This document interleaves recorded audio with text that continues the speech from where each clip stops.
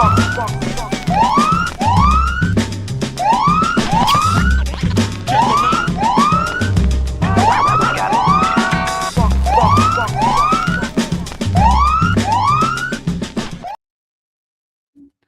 up, though? Dwayne Barnes, MPA, back with another AAS 477 class. Well, this is the pre-class. Excited to have everybody back. I'm sharing the link to my Facebook group page. So give me just a second here.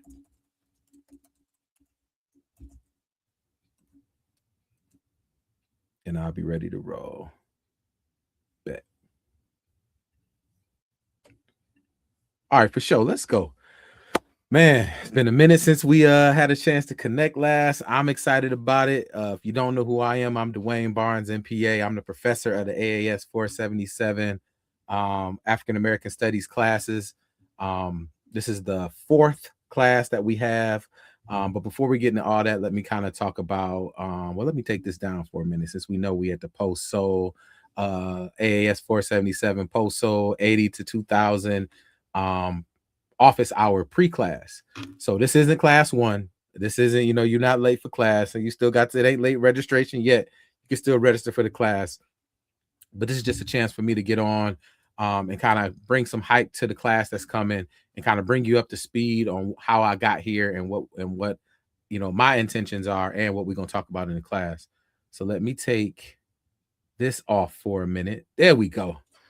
What's up, world? Man, it's been a minute. We've been doing this for a minute now. Actually, we started a little over a year ago. Last February is when we started the class.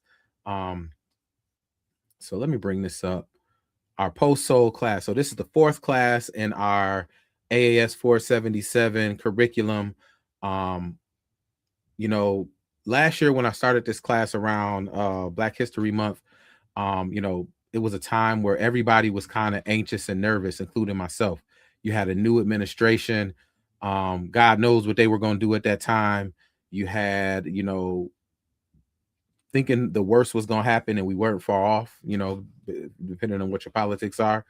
And it was a chance for me to kind of do a couple things. One, allow for our history to stay alive, our history and our culture to stay alive.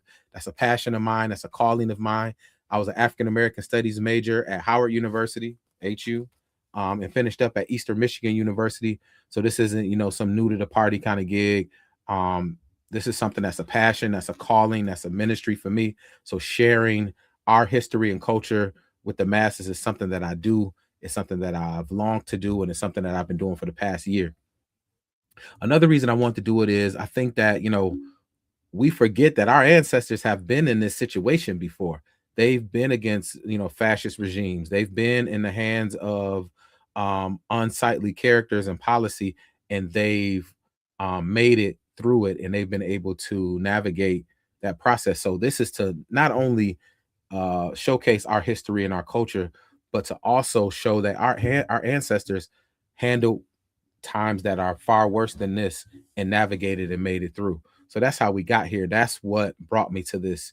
Now, my first class I did last February was AAS 477, Economics of Jim Crow.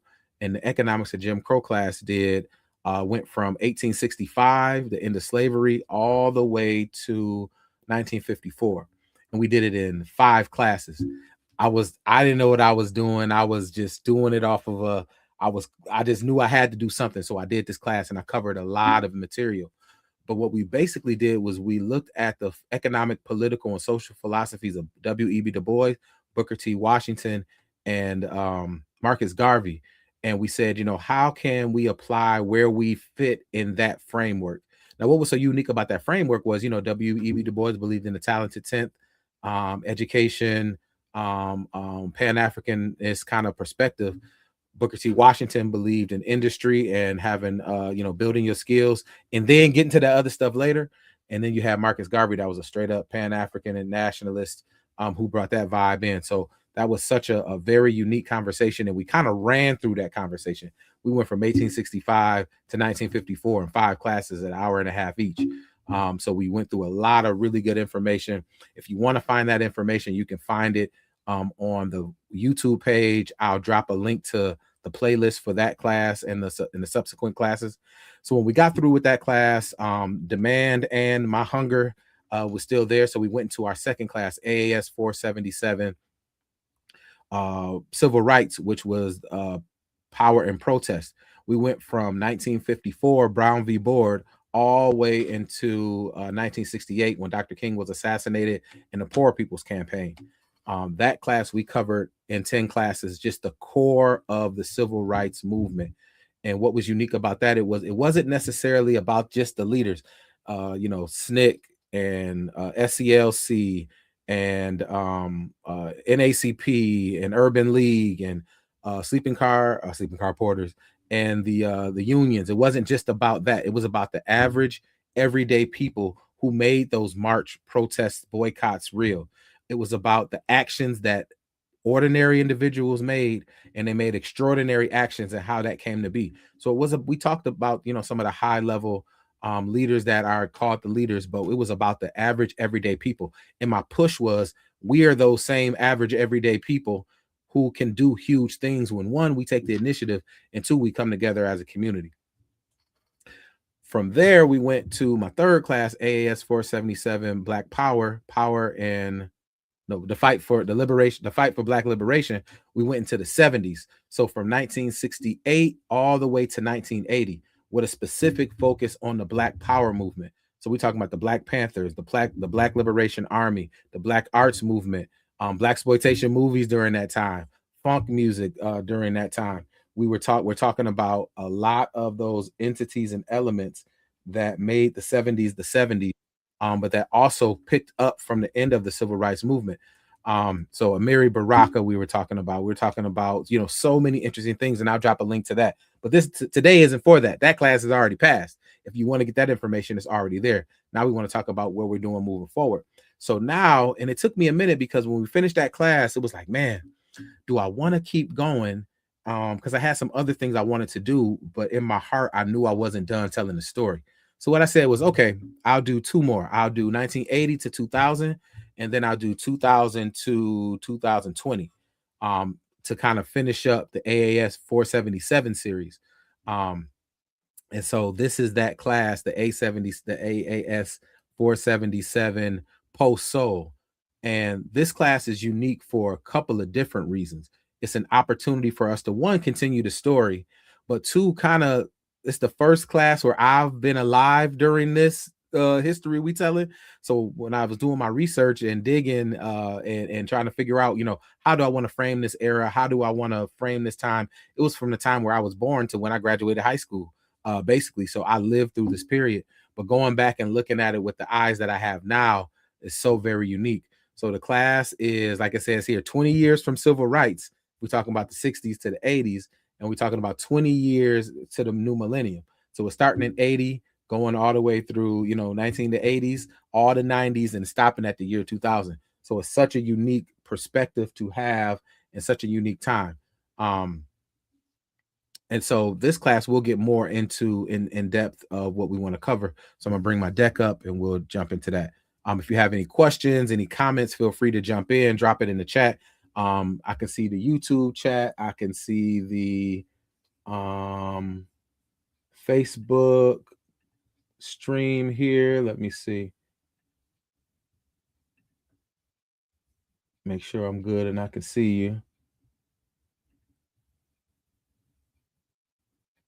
It's looking like I lost my Facebook stream here. Hold up.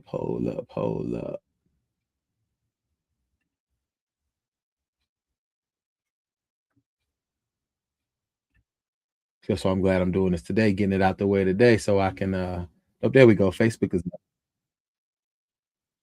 There we go. Facebook is up. So if you got any comments on YouTube, I can see them. In the Facebook comments, I can see them as well. And we'll be going to my Facebook page and then the Instagram page when we get to week 1. So let's bring this deck up and let's talk about what's going on, dog. So the Post Soul class is a forensic study into America's most transformative area through policy, culture, and resistance.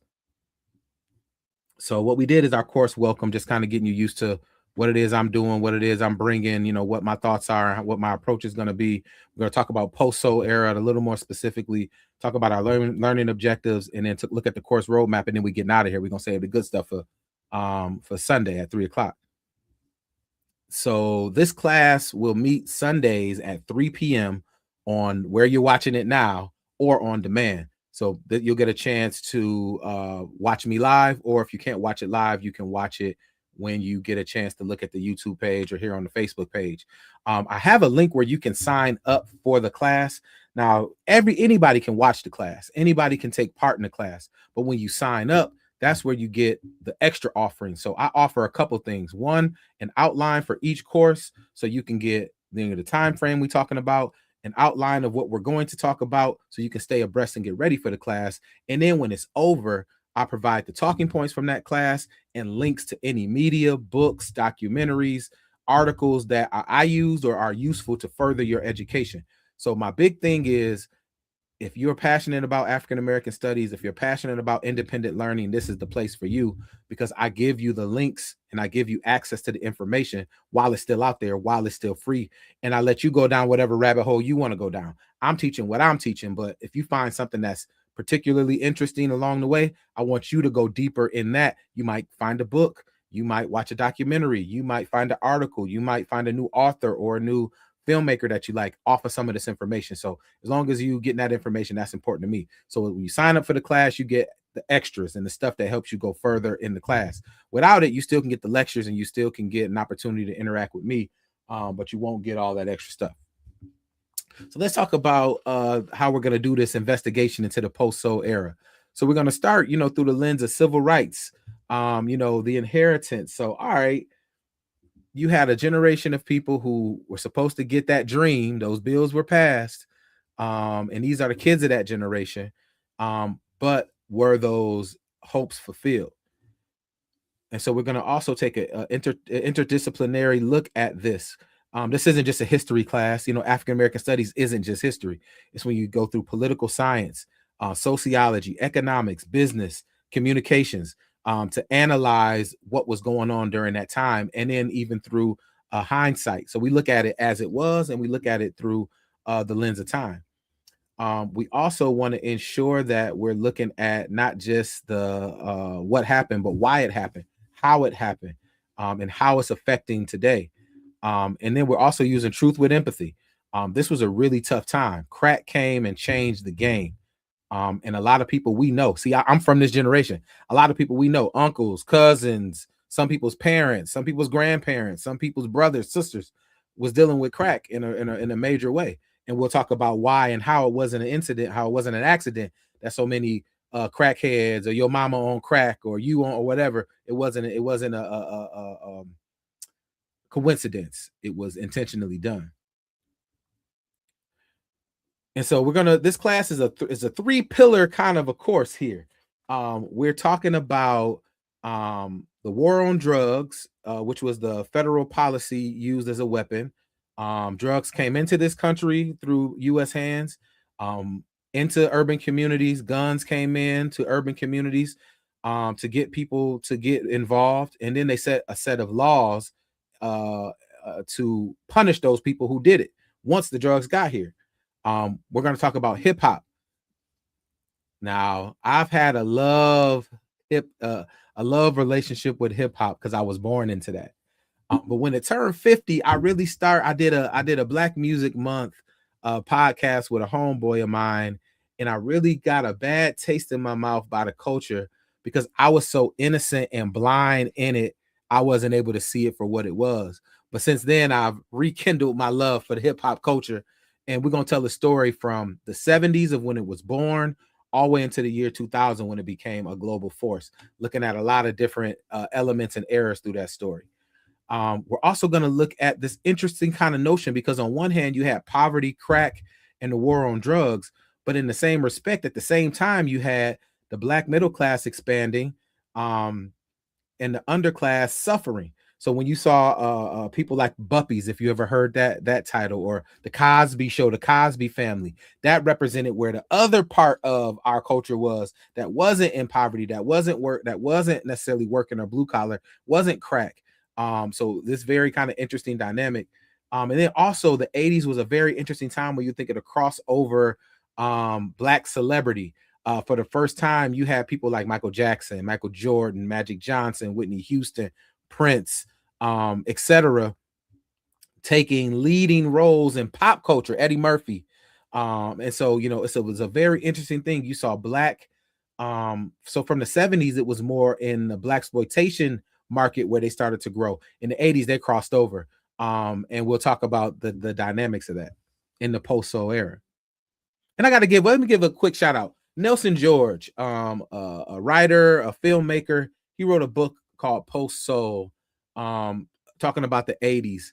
And that title just struck me. I had another name for the class, but that name struck me. So shout out to Nelson George. If you're seeing this, what up though? I appreciate you, and I'm borrowing your name for this class. So what to expect? So you should expect in this course we use, hip hop is the central focus of, well, three central focuses: hip hop, its growth, and its navigation. But you can't have a conversation about hip hop unless you have a discussion about the war on drugs and crack. You can't have those conversations if you ain't talking about the plight of black people. This is an AAS, African American Studies class. So those entities kind of run together, and it's a running history and analysis of all three of these things that are happening simultaneously, and we'll take our time to lean into all three. So as we talk about the birth of hip hop in the 70s, then we'll talk about the war on drugs in the 70s that Nixon, Ford, and Carter built through presidential policy. As we're talking about the plight of black people in the 70s, as we get to the early years of Reagan and Reaganomics, we'll talk about how hip hop was flourishing there, the state of black people there. So as we go through this history, it's chronological in a sense, but it's an opportunity to tell a lot of different stories about something that's happening simultaneously. So you're going to follow, if you're a hip hopper, you're going to love the hip hop angle. If you're a historian, you're going to love the history side. If you're a sociologist, you're going to love that part of it. If you're a political sciences, you're going to love that part of it, as we talk about these specific policies that from the war on drugs that impacted the growth of hip hop and people, and some of those policies that also impacted the people. So we're going to have a way to kind of bring all those things together. And that's what's the nuance in our class this semester. So excited to bring it to you. We're going to have 5 core objectives to analyze this class. So policy analysis, we're going to look at how these policies impacted people, the data, the numbers, the dollar amounts, the impact. We're also going to talk about the sociological impacts. So not just saying, well, this was history and this is what it is. Well, this is who it happened to, why it happened to them, how it created this underclass, and how this underclass created a culture within a culture. Media literacy. We're going to look at how high profile figures like Jordan, Oprah, Spike Lee, etc. were looked at in the media about their work, critiqued, and how they navigated this, that crossover stars angle.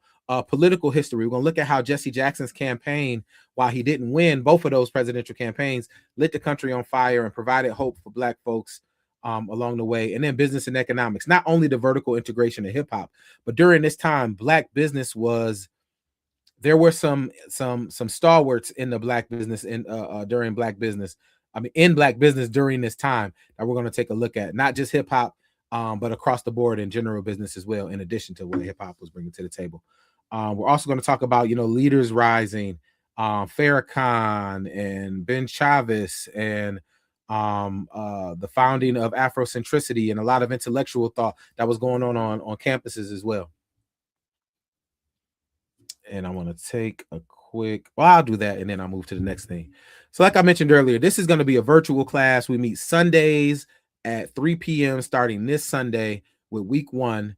And so they'll go live for 90 minutes, 3 p.m. Eastern Standard Time, where we're going to have conversation, discussion. I'm going to present. We're going to use media. We're going to use a lot of things to tell this story in that 90 minutes. If you can't be there or you miss it, we're going to have on-demand access. So you can go right to the YouTube page, right on my Facebook profile, and you can check out what it is that I'm doing. And then I'll even be loading some of the supplemental information to our Facebook group, which I'll drop the link for as we move forward. So the comprehensive materials, the video lectures, the detailed notes, supplemental materials for each session, that goes to the people who are either a part of the Facebook group or a part of our email. And I'm going to merge those to be one. This is a 10-week class. So we meet every week at 3 p.m. for an hour and a half for 10 classes. And so what I'm asking for from you is to, one, come for the ride, just come for the ride, one.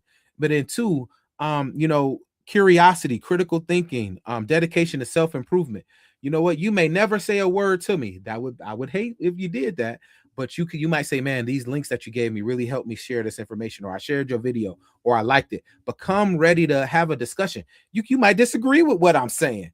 And this is the place for that, because being an expert, I'm also open to understanding that there's other perspectives as well. So I'm looking for a chance to not just speak to you and the whole time. I want to have a dialogue. You like, man, you know what? I didn't see it like that. I kind of see it this way, or I heard about it this way. Or if you're an older head, I experienced that and you kind of off. This is what it is. So I'm open to dialogue. I'm open to feedback. And I just want us to keep the culture alive. I want us to understand that, we have such a rich history and culture. It deserves to be held up. And I meant to move this to goals and objectives. Okay. I'm here excited for the class. That's what's up. Yeah, this is the pre-class today, so we ain't getting into the good stuff yet. I'm a tease it a little bit, but I'm gonna be done. I didn't plan to go more than about 30 minutes today. 30 minutes, an hour if it got good. If it got good to me, but I won't be on here much longer today. I just want to kind of give, it's like office hours, a chance just to kind of get used to it. So on Sunday, when we hit the ground running, it's like, okay, all that stuff is out the way. Do a quick preview. We can jump into stuff because, the class is very, I want to provide as many points of entry for people as possible. So some people are like, well, I like hip hop, but that ain't really my thing. So I ain't feeling it. I'm here for more of the history. I'm here for more of the policy. So I want to give enough for that. Let's see what else we got here. All right, so let's talk about where this class is going and kind of how I structured it. So every week you're going to see a timeline and a rap song or that kind of gives it that umph. So week one, we're going to talk about is 1970 to 1979, and I call it that Rapper's Delight. So we're going to be talking about the birth of hip hop through park jams, through DJing, and just all the elements coming together, building what we would know. It didn't even have a name at that time, but these elements that came together to be hip hop. And we're also going to talk about how in the 70s, the Nixon administration, or really and I'll get into this, the first class, really LBJ, Lyndon Baines Johnson, and that administration started the war on drugs, the war on crime. But we'll talk about how the elements of the war on drugs started to build, same way as hip hop was building, and how Black Power was kind of running through. It's not a repeat of last semester. It's that period of time with a little bit of that sprinkled in, but really kind of building forward. Week 2, 1980 to 1982, and I call that the message. That was the Grandmaster Flash and the Furious 5 song, Don't Push Me, 'Cause I'm Close to the Edge. That. And there we're talking about Reagan's his first term, Reaganomics, the practice of social cuts, big spending on defense, and tax cuts for the rich, and how that impacted Black America, the recession of 81 and 82, and how that impacted Black America, and how Rapper's Delight in 1979 was released, but 1980, 2 other big hip hop songs was released: Africa Bambaata's Planet Rock and The Message. So we're gonna talk about the birth of this new sound happening in New York. 1983 to 1985, I call that Hard Times. Run DMC had a song called Hard Times Coming Through Your Town, and talking about kind of that recession time. So we're talking about Jesse Jackson's run for president in 84. We're talking about the impact of Reaganomics and the first little kind of inkling of crack and that thing happening in communities.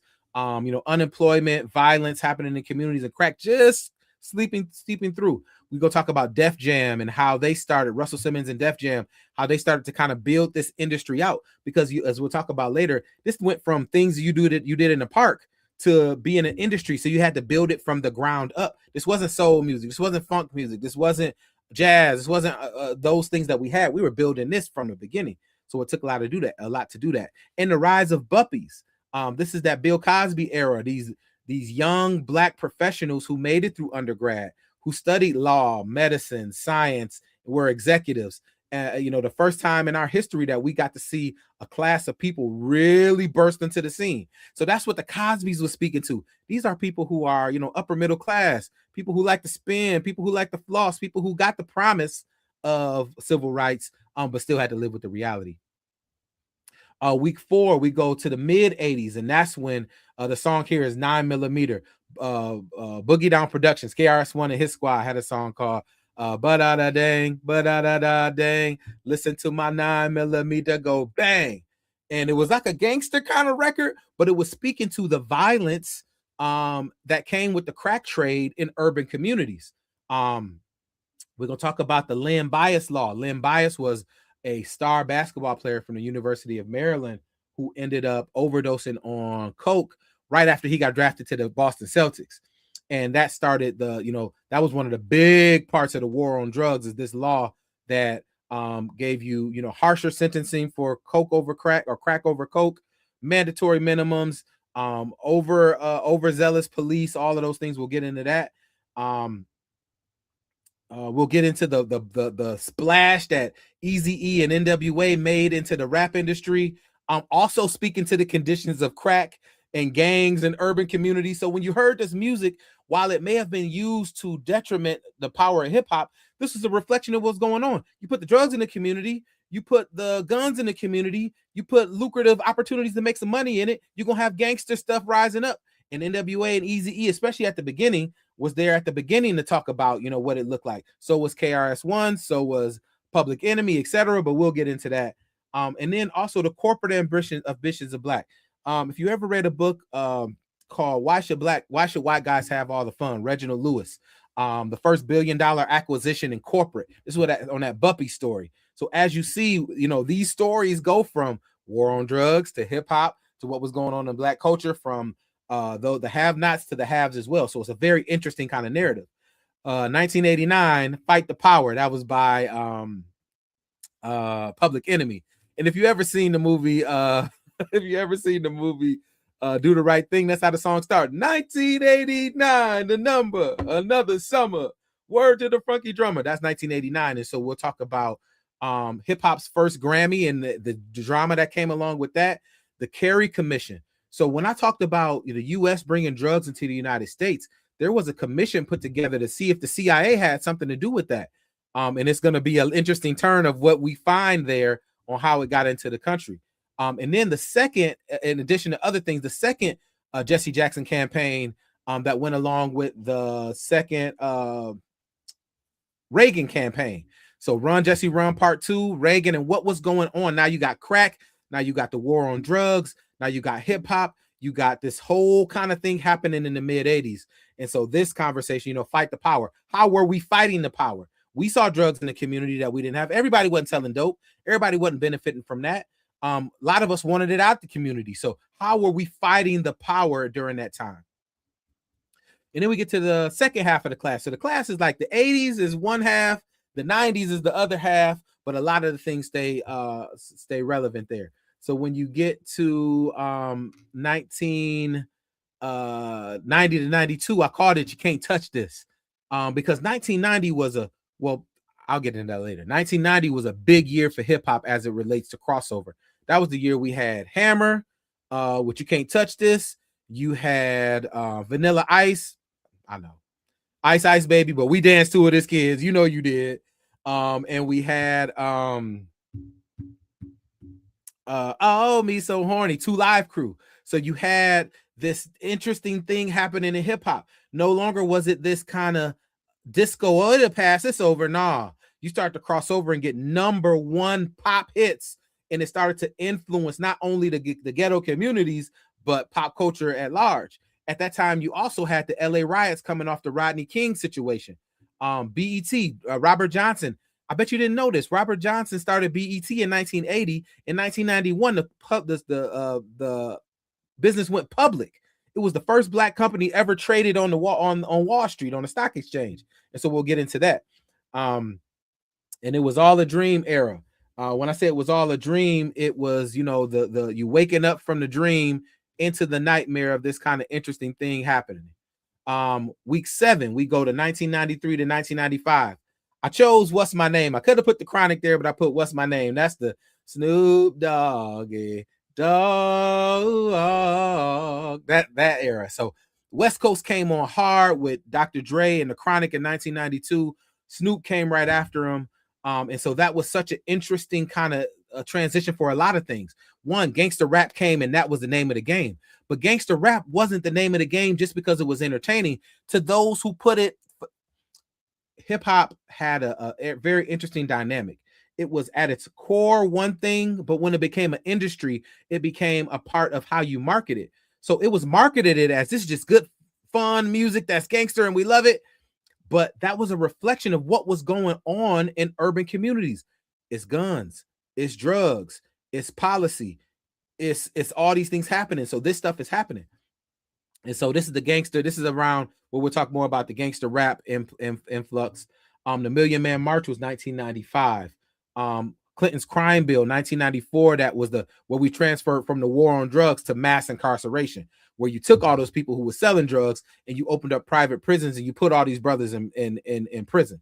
So you had to. I'll get into more than that later. We ain't got all night to do that this time.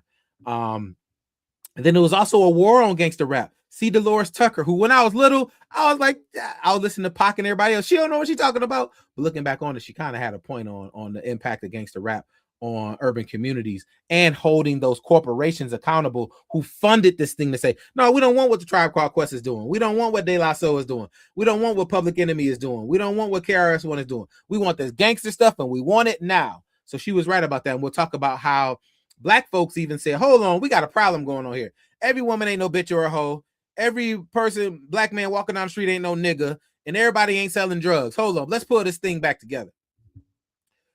And then so week 8, I call it All Eyes on Me, 1996 to 1998. That's when we talk about the East Coast, West Coast war in hip hop that cost us Tupac and Biggie. We'll talk about how Black fashion in hip hop brands really started to grow. FUBU, and that's just to name one of them. We'll talk about the 1996 welfare reform bill, and we'll also talk about how the mass incarceration changed the realities for a lot of Black families. If you from my era, you got a cousin, an uncle, a father, a mother, an auntie who served some time behind bars because of disproportionate sentencing for crack and 85% time that you had to do for federal crimes, and how the federal government leveraged that. You got a cousin, you got somebody you know that was around your neighborhood, and so we'll talk more about that. Week 9, we call it the bling, bling, bling. Every time I come around, I say that bling, bling. See how things are changing. You know, after we lost Pac and Big, hip hop changed. It went from this gangster kind of thing to gangster, but partying though. And so, you know, that's when people like Puff took over, Mace, DMX, Hard Knock Life, Jay-Z, when the South came into being as well.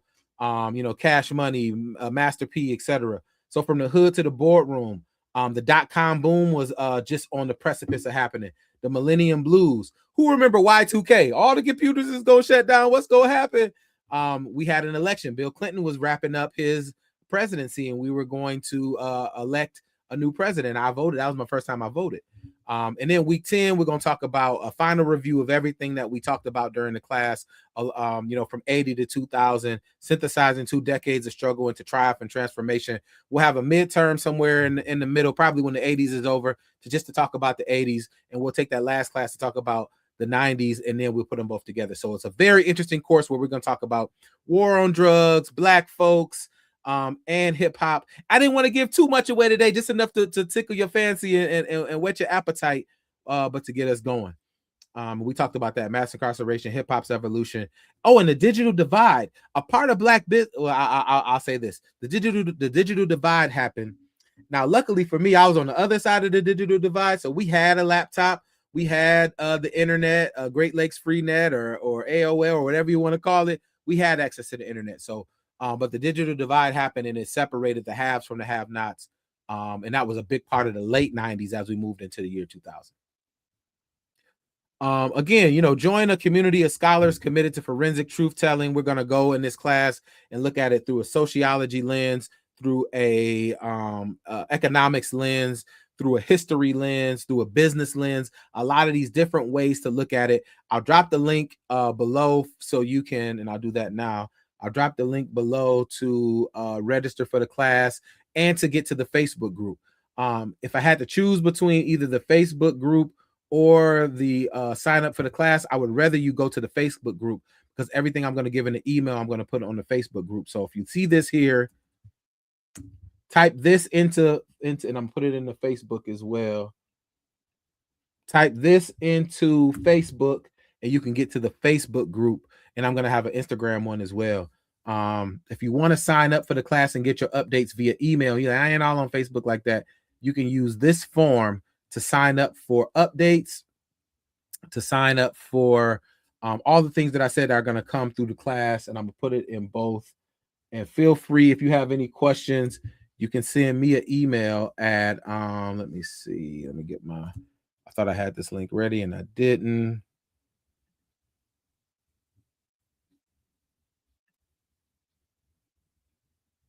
Give me just a second as I get it up, and I'll be ready to let you go in just a minute here. Like I said, this was just to tickle your fancy. This wasn't the full thing. I only want to go about 30 minutes to an hour, talk a little bit, and then get you out of here. So give me 1 second so I can drop this. Here it is right here. If you have any questions about the class, or you want to, how can I get it? Here it is. All right. So you can hit me up at Prof Wayne. I'm doing this like, if you remember Dwayne Wayne from A Different World, Professor Wayne, I go by that too. People gave me that name and I love it. So it's Prof Wayne at AAS477.com. You can send me an email there. Wow. And I can follow up with you, any questions you have for the class, or if you want to, share any information. So I want to thank everybody for your time, for your attention today. This class is going to be a very interesting and fun one. We're going to talk about some fun topics like pop culture and music, not just hip hop music. We're going to talk about New Jack Swing that was connected to hip hop music. We're going to talk about R&B. We're going to talk about movies, Do the Right Thing. Spike Lee came up. John Singleton came up. Keenan Ivory Wayans and what they did with A Living Color, A Different World. Bill Cosby and his show. We're going to talk about how